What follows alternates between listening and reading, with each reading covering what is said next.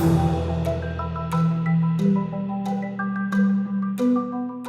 is part 4 of our interview with two PIP board directors, John Burgess and John Singer, in which they discuss how the COVID-19 crisis has affected the private equity industry.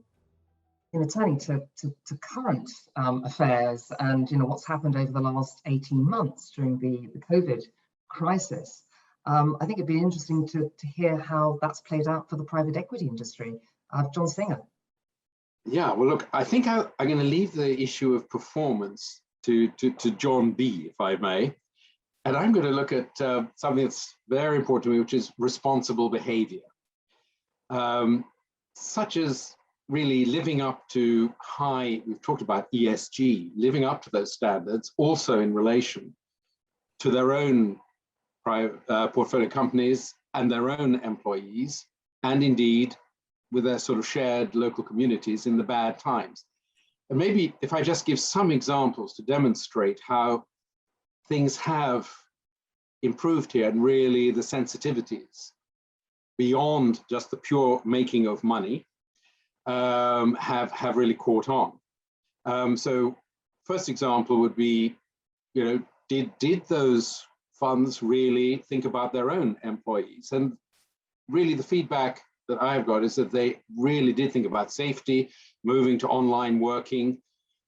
They've been really responsible as far as companies and communities are concerned, working hard to provide additional capital when it's needed, which in our industry, is often necessary as one goes through the sort of difficult times and working capital is required, and the expertise from previous bad cycles and crises to get their portfolio companies through.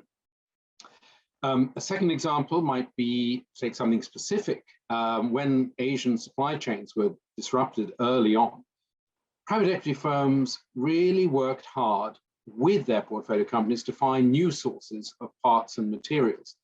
And that is just getting harder and harder and harder at the moment as impact of pandemic, Brexit in the UK and various other factors have made that difficult. A third example, I guess, would be that sharing of their own experience and those of their operating partners, very importantly, to help companies. And so if I take a relevant one during the pandemic, moving marketing and sales online during the pandemic has required a lot of sharing of that expertise and doing that to try to help them through. And that has served local communities as well. I suppose it's also important, given that sort of private equity, is sometimes described as being a little bit too concerned with its own good.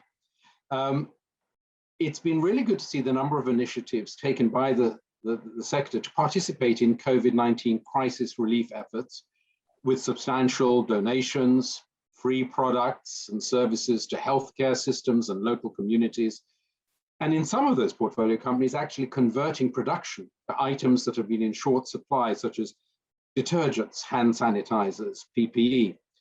And that's what I call, and that's what I respect as responsible behavior. That's great, John, and great to have all those examples as well. Well, maybe I'll turn to John Burgess now for the performance perspective and how all that has changed over the last 18 months. Well, I think probably most of us, certainly everybody is going to remember what happened at the beginning of COVID and how suddenly it was. And when the lockdown came, the impact on the economy was immediate. And we were all extremely worried, I think, as to what was going to happen and how bad it was going to be. And clearly what was going to happen to the portfolio companies in PE as well as companies anywhere. But it's worth noting that, in fact, PE came through relatively unscathed over the last year.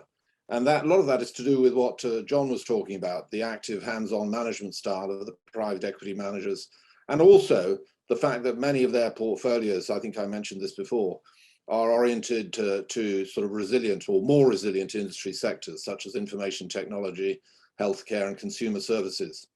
And that has meant that many of them, in spite of the difficulties in the economy generally and the slowing, have been able to grow revenues and profits, and in some cases actually take advantage of this situation in the market, the dislocation and disruption, to buy businesses that were in trouble and expand their businesses in that way. So going forward, I expect that PE will continue to be part of the solution to what we need as the world emerges from COVID-19. We need companies that are strongly growing, that are innovative, to create a positive impact, both socially and financially. John, that's great. And thank you to you both actually for such a sort of a comprehensive set of views really about the industry and, you know, particularly the developments in the industry.